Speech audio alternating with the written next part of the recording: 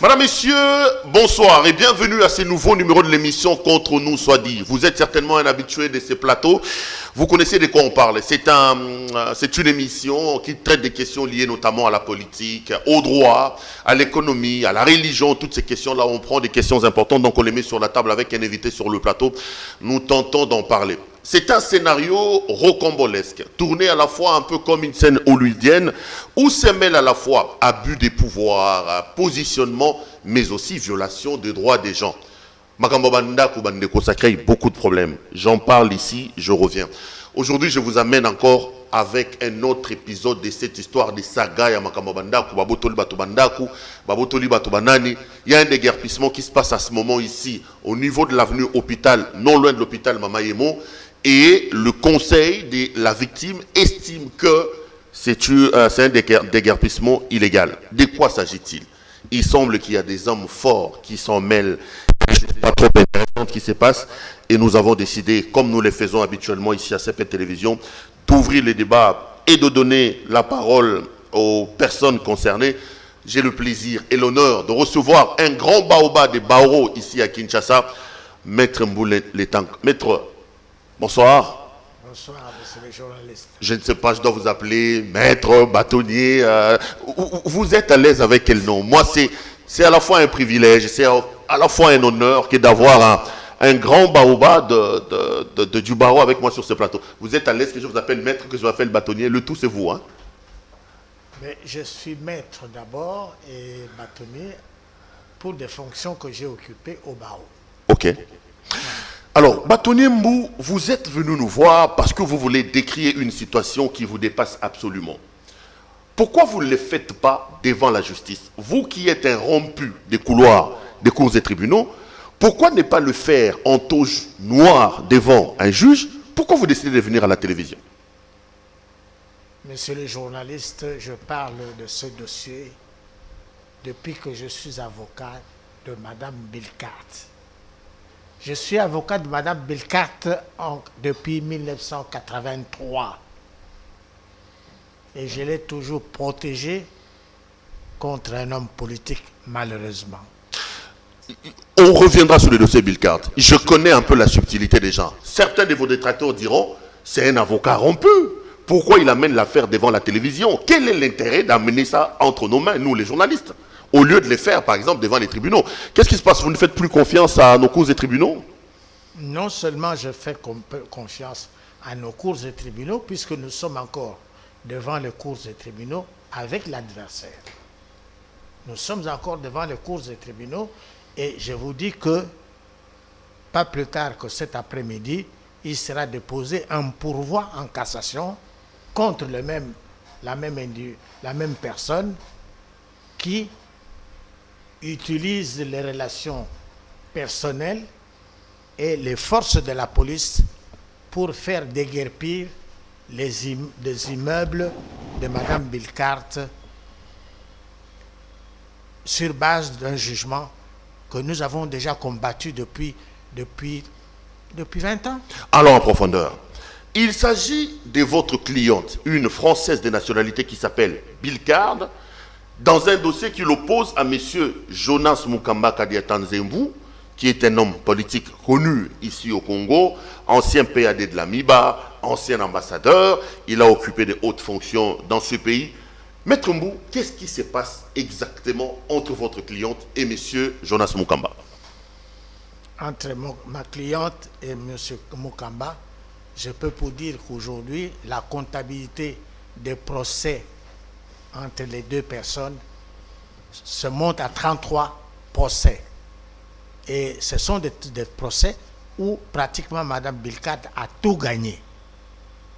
Et aujourd'hui, si je vous dis que nous sommes en cassation, c'est pour terminer les écueils de ce jugement que Mukamba est en train d'exécuter.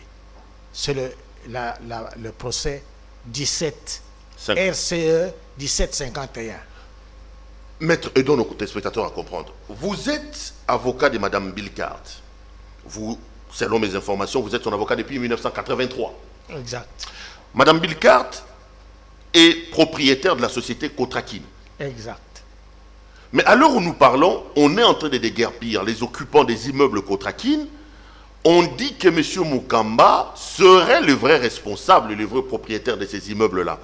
Entre Bilkart et Mukamba, c'est quoi le problème? Comment est-ce que Mukamba se retrouve à réclamer les biens de Mme Bilkart, qui est votre cliente? Aussi simple que cela puisse paraître, j'ai rencontré M. Mukamba chez Mme Bilkart en 83. Ça veut dire que si je l'ai rencontré chez Mme Bilkart, c'est parce que Mukamba avait des relations personnelles avec Mme Bilkart. Et c'est la raison pour laquelle je me suis mis du côté du plus faible. Pourquoi plus faible? Parce que quand le portefeuille a commencé à vendre les immeubles de l'État, Mme Bilkart, qui était locataire de Kotrakin, s'offre pour acheter un immeuble. Le portefeuille lui dit: vous êtes étrangère, vous ne pouvez pas l'acheter. Alors, plutôt, prenez un Congolais, donnez-lui l'argent qu'il vous achète cet immeuble. Et c'est comme ça que Mme Bilkart a donné l'argent à Mukamba pour lui acheter. Qui était son ami. Qui était son ami. Mukamba a acheté l'immeuble, il a mis le certificat d'enregistrement à son nom, avec l'hypothèse qu'il signe une procuration spéciale devant notaire, disant que Mme Bilkart redeviendra propriétaire en changeant de certificat d'enregistrement. Ok. Malheureusement, Mme Bilkart n'a jamais eu le certificat d'enregistrement pour modifier la situation. Mukamba vendrait cette maison à travers un avocat qui va faire une fausse déclaration devant notaire en disant que son certificat d'enregistrement était perdu, alors que le certificat d'enregistrement avait été payé dans l'hypothèse où Mukamba devait remettre cet immeuble à Mme Bilkart et Mme Bilkart se ferait faire un certificat d'enregistrement pour elle seule. C'est une affaire d'escroquerie alors. Et pas plus tard que celle-là, celle d'aujourd'hui, le déguerpissement d'aujourd'hui est une espèce d'escroquerie parce qu'une fois de plus, les avocats de Mukamba vont recourir aux amis de Mukamba, des gens qui connaissent bien le chef de l'État, pour imposer ou pour admettre que les militaires, les policiers qui ne sont pas de ce service-là puissent les aider à déguerpir le personnel de la société Kotrakin qui sont restés dans la concession. Maître, vous dites que c'est un déguerpissement illégal. Je parlais avec le camp Mukamba avant de monter sur ces plateaux. Pas le camp Mukamba, j'ai tenté de m'informer un peu. Mais on dit que le déguerpissement est illégal parce qu'il s'est fait sur base d'un arrêt rendu en forme de la force de la chose jugée. On parle de l'arrêt 1751, qui a d'ailleurs été confirmé par un autre arrêt, qui est l'arrêt 2685. Sur base de ces deux arrêts, ce qui se passe à ce moment ici, donc le déguerpissement est légal, et on dit que partant de ces faits-là, Maître Mbou, bâtonnier respecté dans les barreaux, ne peut donc pas dire que ce qui se passe est aujourd'hui illégal. Mukamba a deux jugements en sa possession pour réclamer ces immeubles-là. Monsieur le journaliste, pouvez-vous vous imaginer que Mbou, avocat de cette espèce, puisse aller crier contre un jugement qui est un jugement juste et équitable? Le 1751 est un jugement qui est une escroquerie parce que le jugement a été réformé à plusieurs reprises. En fait, les avocats de Mukamba, s'ils disent qu'ils ont le pouvoir de déguerpir, ce qu'ils s'imaginent que le 211, qui est une réformation de 1751, n'existe pas. Or, 1751, en fait, a créé pour Mukamba un droit qui n'existe pas. Il s'agit de déclarer que le 1751 autorise à Mukamba c'est-à-dire une société créée par le neveu de Mukamba. Monsieur Ilunga Lubumbashi, d'après Monsieur Ilunga Lubumbashi deviendrait propriétaire plutôt des immeubles de Kotrakine, ancienne Kotrakine, la Kotrakine de Madame Bilkart. Non, mais parce que selon ces jugements-là, selon les avocats de M. Mukamba, M. Mukamba a obtenu un jugement qui change d'une certaine manière le nom de la société Kotrakine à la société New Kotrakine. Cela étant, Mukamba doit prendre les actifs et les passifs de tout ce qui concerne la société Kotrakine parce qu'il a un jugement qui le reconnaît, notamment son neveu Ilunga Lubumbashi, comme étant propriétaire de la New Kotrakine. Ben, pour vous montrer que c'est une escroquerie, vous voulez bien passer la parole à l'un de mes collaborateurs pour qu'il puisse vous expliquer en quoi Mukamba ne pouvait pas être propriétaire de bien de ma chose sur le 1751. Alors, je reviendrai vers vous, Maître Mbou Nélétank. Vous n'êtes pas seul sur ces plateaux, donc vous vous êtes fait accompagner d'un de vos collaborateurs, Maître Serge Lepika. Bonjour. Bonsoir. Bienvenue à cette émission. Vous travaillez avec Maître Mbou. Maître, j'étais en train de parler avec le bâtonnier Mbou. Du côté de Mukamba, on dit que c'est de la mauvaise foi de la part des avocats rompus que vous êtes que de considérer les déguerpissements qui se passent à ce moment ici comme étant illégal, dans la mesure où M. Mukamba détient 2 jugements à sa faveur. On parle notamment de l'arrêt 1751 et de l'arrêt à 2100 qui ont donné à M. Mukamba raison et qui font que les immeubles des Sotrakine appartenant anciennement à Mme Bilkart deviennent aujourd'hui les immeubles des New Sotrakine qui appartiennent à M. Mukamba. Merci Perrault pour la parole. D'emblée, je vous indiquerai l'année à laquelle ces différentes décisions ont été rendues, notamment en 2011. Pourquoi depuis toujours M. Mukamba n'a pas eu la possibilité d'exécuter ces décisions? Parce que ce sont des décisions qui n'en valent pas une. Je vais vous faire la démonstration. D'abord, le bâtonnier a évoqué la simulation d'une vente entre M. Mukamba et Madame, d'une acquisition en fait, qui en réalité, les immeubles devaient revenir à Madame Bilekard.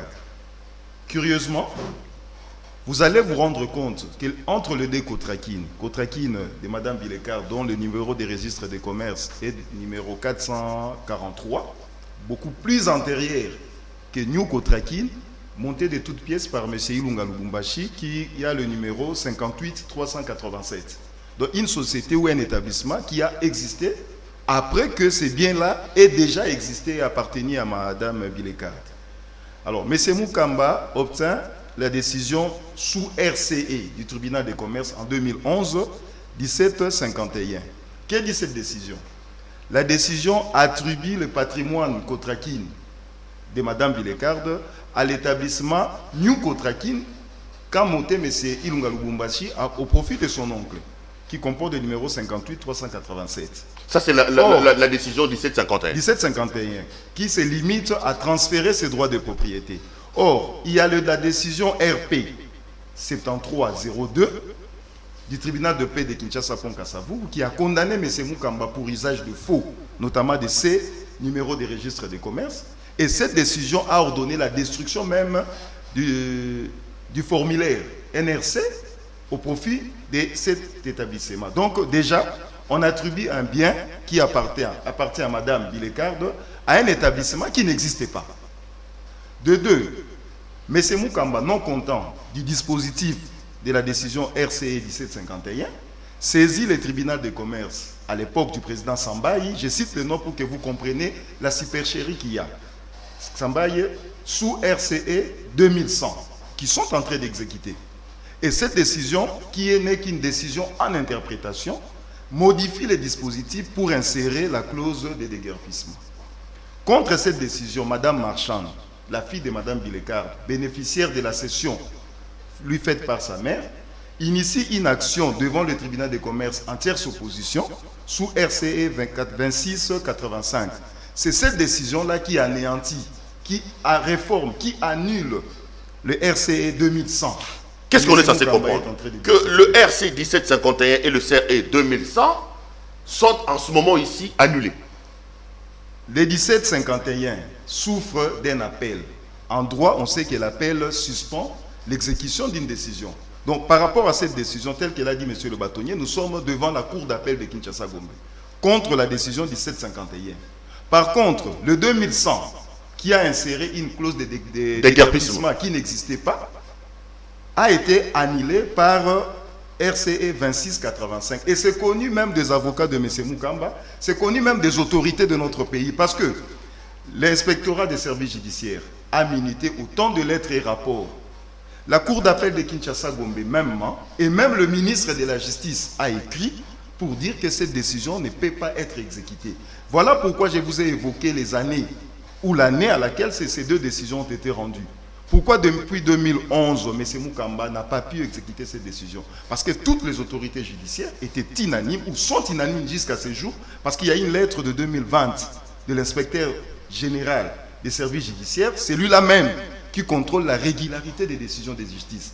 Il a écrit et il a mis en copie l'un des conseils de M. Moukamba, qui est derrière cette exécution, pour lui dire, pour faire savoir à M. Moukamba que vous ne pouvez pas exécuter cette décision parce que ça n'existe plus. Et les 1751, vous êtes devant les cours des tribunaux, allez vous en découdre devant des instances requises. Et même le ministre de la Justice a évoqué dans le même sens. Maître, je ne suis pas juriste, mais je sais quand même que les déguerpissements, il faut une réquisition de la force publique, il faut des preuves de non-appel. Est-ce que l'exécution qui s'est faite à ce moment ici, le déguerpissement, est-ce que le huissier a tous ces éléments-là pour amener à voir les immeubles être déguerpis à ce moment ici? Voilà pourquoi nous parlons de la fraude.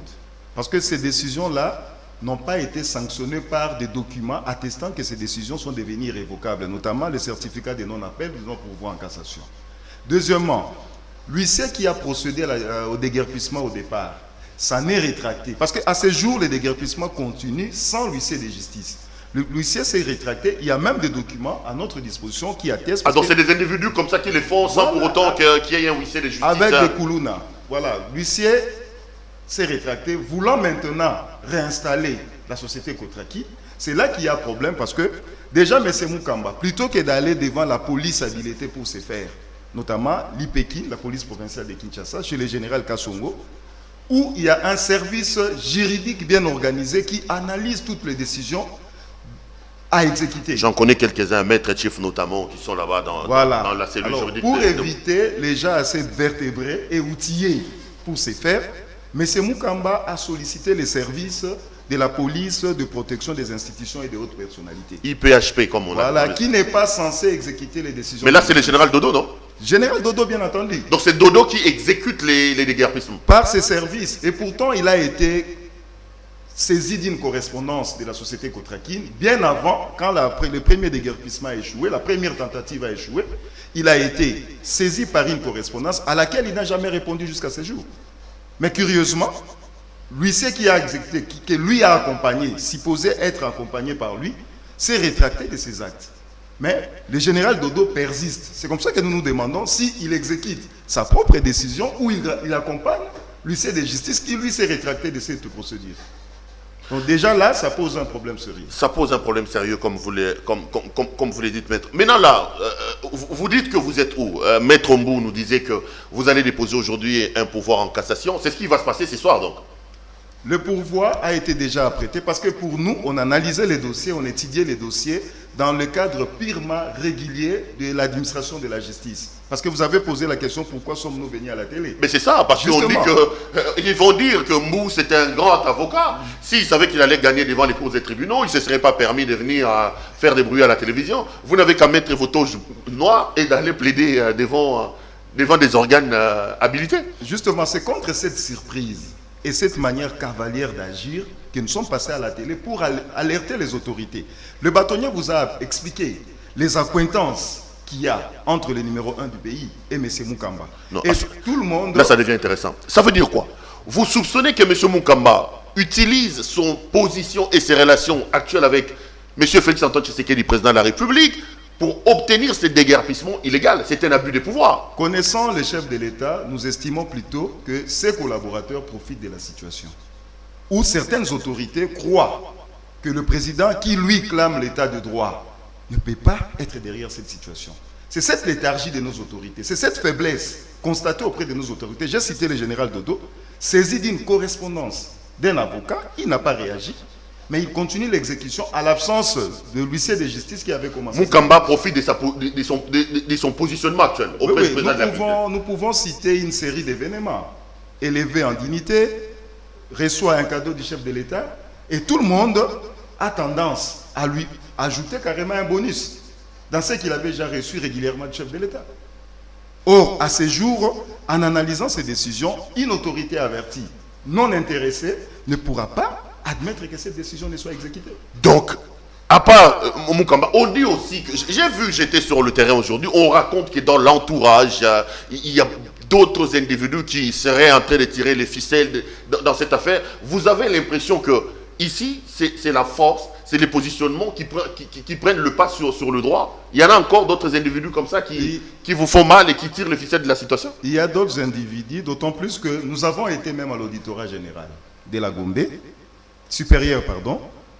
On a fait croire à l'auditeur supérieur que le policier de garde commis par le même général, le général Dodo, parce que ce sont ces policiers qui sont là, qui surveillaient en fait l'entrée, le patrimoine de Mme Bileka, comme tout citoyen congolais qui peut solliciter cette garde-là.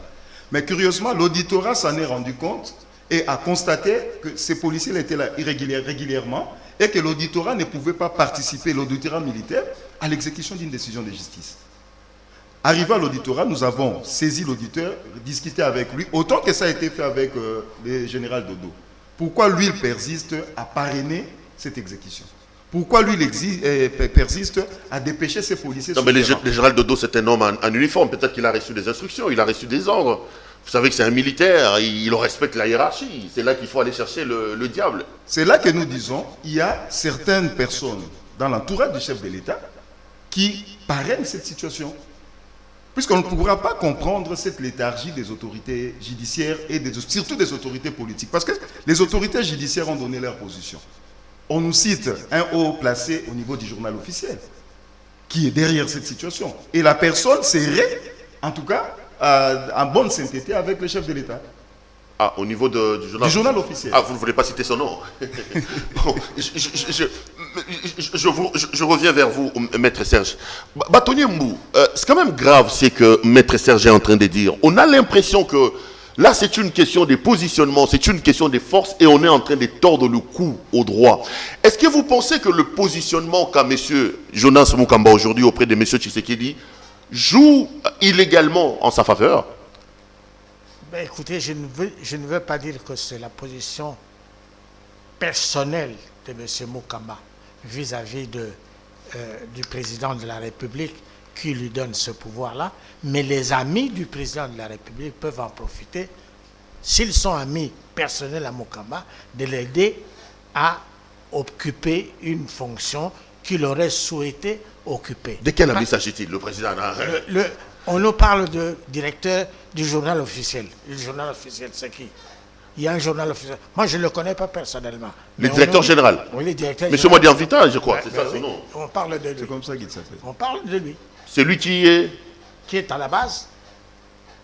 Et là, vous vous sentez comment, Maître Mbouletang? Vous vous sentez impuissant, vous êtes quand même pas né de la dernière pluie, vous connaissez ce pays, vous avez côtoyé les hommes politiques, vous avez côtoyé les sommités de ce pays. À entendre des choses comme ça, vous vous dites quoi? Que le pays va mal? Vous voulez lancer un message au président de la République? Je ne me sens nullement impuissant. Parce que je dis que ça fait depuis 83 que je défends Mme Bilkart contre Moukamba, et qu'aujourd'hui, je ne peux pas ne pas utiliser la justice pour arriver à rétablir la situation. Parce que je vous ai dit qu'il y a un pourvoi en cassation que je viens de déposer. Et en dehors du pourvoi en cassation, il y aura 2 actions, 3 actions. Il y aura l'action en récupération des frais et du prix des immeubles que Moukamba a vendus. Et il y aura un procès pour ça. Et il y a de l'escroquerie. Parce que ce déguerpissement, c'est de l'escroquerie. Et le procès aura lieu. Le procès en déguerpissement et le procès en escroquerie. Entre-temps, Mme Bilkart est quand même dehors, hein, c'est ça le problème. Hein. Mme Bilkart, c'est pas... Madame Bilkart est décédée. Non, je parle de Madame Marchand. Donc quand je parle de Bilkart, je parle de la succession. Il a cédé cet immeuble à Madame Marchand, sa fille. Il y a huit immeubles que Mokamba n'a pas encore eu l'occasion d'aller chercher pour récupérer et devenir puissant comme l'était Madame Bilkart dans le temps. Maître Mbouletang, est-ce que le problème, c'est que vous ne mettez pas votre nez dans un dossier où se mêlent à la fois relations intimes, relations personnelles? Vous les dites avec beaucoup de sagesse, avec beaucoup de pincettes, en disant « Monsieur Mukamba avait une relation personnelle, j'ai tenté de m'informer, c'est des problèmes peut-être, bon, je vais être assez pudibond. Est-ce que ce n'est pas un problème des personnes qui ont eu des relations intimes, des relations personnelles, des relations... Vous ne mettez pas les nez dans une histoire un peu compliquée quand même. Est-ce que vous ne tentez pas d'expliquer le sexe des anges en entrant dans un dossier des deux adultes qui ont eu des relations intimes où vous n'étiez même pas là? Je ne veux pas rentrer dans ces détails-là, mais je sais que M. Mukamba était très ami à Mme Bilkart et Mme Bilkart, c'est une amie de la famille parce que pour devenir avocat, Mme Bilkart a su que j'étais avocat auprès de mon frère aîné qui était le propriétaire de Lolo la crevette. Et Mme Bilkart allait manger chez Lolo la crevette et nous nous retrouvions en famille. Et c'est tout à fait normal qu'il m'ait consulté pour me demander que je m'occupe de ces dossiers. Maître, à l'heure actuelle, faisons ce que tout le monde a l'habitude de faire. Vous parlez d'un déguerpissement illégal. Vous dites que M. Mukamba profite de sa situation. Vous citez le directeur général du journal officiel. Vous dites vous-même qu'on dit de lui qu'il est très proche du président de la République. Le président vous regarde. Vous lui direz quoi? Tout en rappelant que c'est quand même Maître Mboune et Leton qui parlent à ce moment ici. Vous allez leur dire quoi? Vous lui direz quoi à son Excellence, Monsieur le Président de la République? J'ai des relations personnelles avec le chef de l'État. Et je ne serais pas allé lui demander un service parce que son ami agit mal. Le chef de l'État me connaît. Moi, je le connais parce que j'étais ami à son père. Et incidemment, le jour de la mort de son père, c'est le jour du moment où on m'a opéré du cœur. Donc nous connaissons dans nos relations que le chef de l'État ne peut pas accepter, sachant que je suis avocat conseil dans un camp, ne pas m'aider si j'allais lui demander de m'aider. Mais je ne le fais pas. Je viens à la justice et je veux que ce soit la justice pour tout le monde. Ok. Maître Serge, je reviens vers vous. Le bâtonnier parle quand même de personnes, des amis, c'est lui qui l'a dit, autour du président de la République. C'est les sentiments d'impuissance qui vous animent en ce moment ici. Vous avez l'impression que c'est mal parti, quand les forces se mêlent des situations, c'est un peu compliqué? Non, ce n'est pas un aveu d'impuissance, c'est juste pour tirer la sonnette d'alarme, parce que tous nous avions salué l'initiative du chef de l'État quand il a parlé d'un État de droit. Voilà que nous sommes devant les instances, parce que nous sommes artisans de cet État de droit-là par notre profession. Alors, il sera malaisé de constater que les partis sont devant le cours des tribunaux. Pendant que vous y êtes, l'une des parties profite des relations ou de certaines relations pour procéder à l'exécution d'une décision de justice qui n'en est pas une. Voilà pourquoi nous sommes passés à la télé, notamment pour dénoncer cette façon de faire. Nous ne venons pas ici pour plaider les cas de Mme Bilkart. Nous venons plutôt dénoncer ce qui est en train d'être fait au moment où nous parlons. Cette exécution qui met carrément plusieurs familles se trouvant dans ces immeubles sous le soleil. Sans abri, il y a des parents, il y a des enfants qui sont là maintenant. Pourquoi? Parce qu'on veut satisfaire ou carrément donner un bonus de cadeau à M. Mukamba, alors qu'il n'a pas mérité ce cadeau-là, même si c'est si proche de son anniversaire que nous avions... Qu'est-ce que vous avez à voir avec l'anniversaire de M. Mukamba? Non, mais justement... Vous sentez que depuis qu'il a été décoré, depuis qu'il a reçu la Jeep, tout lui est permis aujourd'hui. C'est cet anniversaire-là qui fait croire à certaines personnalités ou à certaines personnes que tout est permis à M. Mukamba à ces jours. On va terminer cette émission. Je reviens au bâtonnier, bâtonnier Mbou. Bâtonnier, le dossier se trouvant devant la justice, Vous dites que vous allez vous battre jusqu'au bout. Vous n'avez pas perdu espoir. Vous comptez encore sur la justice de ces pays et vous pensez que vous pouvez vous pouvez gagner régulièrement devant les cours des tribunaux. Bien sûr, je suis avocat. Pourquoi? Pourquoi suis-je avocat si je ne crois pas ce que j'intente un procès et que je gagne ce procès? Ça fait 33 procès contre Mukamba et c'est la tricherie en définitive et l'escroquerie qui lui permet de faire semblant d'avoir gagné. Vous n'avez pas 33 procès. Vous continuerez donc. Ça, c'est le 34e. Pas question de lâcher l'affaire. Non. Bonne chance à vous. Bonne chance à vous. Et on espère que justice sera dite. Hein. Elle sera dite. Maître Serge, on va terminer cette émission. Vous dites quoi? La procédure suit son cours normal. Vous n'allez pas lâcher cette affaire. Vous continuerez jusqu'au bout. Entre-temps, vous lancez un appel pathétique pour qu'on arrête ces déguerpissements que vous considérez illégaux. Bien entendu, la procédure continue, puisque les deux décisions exécutées, notamment RCE 1751, souffrent déjà d'un appel. RCE 2100 a été annulé par RCE 2685. Donc nous estimons qu'à ce jour, on ne peut pas exécuter les décisions de justice, tant vantées par M. Mukamba. Nous sommes devant le cours des tribunaux. Il n'a qu'à attendre, comme l'a suggéré le ministre de la Justice, l'inspecteur général des services judiciaires, ainsi que la cour d'appel de Kinshasa-Gombe, suivant un rapport étayé et déposé à l'intention de l'IG du ministre de la Justice. Donc, M. Mukamba doit attendre et nous sollicitons à ce que, puisque l'huissier ayant déguerpi illégalement, injustement et frauduleusement la société Kotrakin a établi des documents pour sa réinstallation, nous avions sollicité la réquisition de formation du procureur général de la Gombe, qui tarde à venir, on ne comprend pas pourquoi, cette léthargie. Nous attendons à ce que la réinstallation soit faite, d'autant plus que le général Kassongo est déjà saisi cette fois-ci régulièrement d'une réquisition de justice établie par l'huissier ayant procédé à ce déguerpissement illégal, qui s'est rétracté du reste. Donc c'est à ce que vous attendez actuellement, quoi. C'est ce que nous attendons. Malheureusement, le général Dodo a maintenu ces policiers là-bas. C'est pour éviter une collision entre la police, les unités de la police nationale, que cette situation traîne encore. Mais sinon, il a intérêt à relever ces policiers de la place, d'autant plus qu'ils sont là pour l'exécution d'une décision qui n'existait pas. Entre-temps, la 1751, vous continuez donc au niveau de la... On est en instance et ce jugement n'a jamais ordonné un déguerpissement quelconque. Merci beaucoup. Madame, Messieurs, vous avez donc suivi cette émission. Je rappelle que deux invités m'accompagnaient. À gauche, il y avait Maître Mbou et à droite, Maître Serge. Maître Mbou, grand merci. Hein. Merci d'être venu nous voir. Prochainement, c'est moi qui viendrai vous voir. Je vous appellerai plus. C'est moi qui viendrai m'incliner dans votre cabinet, Maître. Vous êtes le bienvenu. Merci beaucoup et je tire mon chapeau pour tout ce que vous avez déjà fait pour le droit dans ce pays et pour le jeune que vous avez toujours encadré. Merci. Je vous ai fait rire en venant. J'avais l'impression que moi, je suis une petite grenouille, mais qui reçoit un gros téléphone. Que vous êtes. C'est un grand plaisir, c'est un honneur. Merci.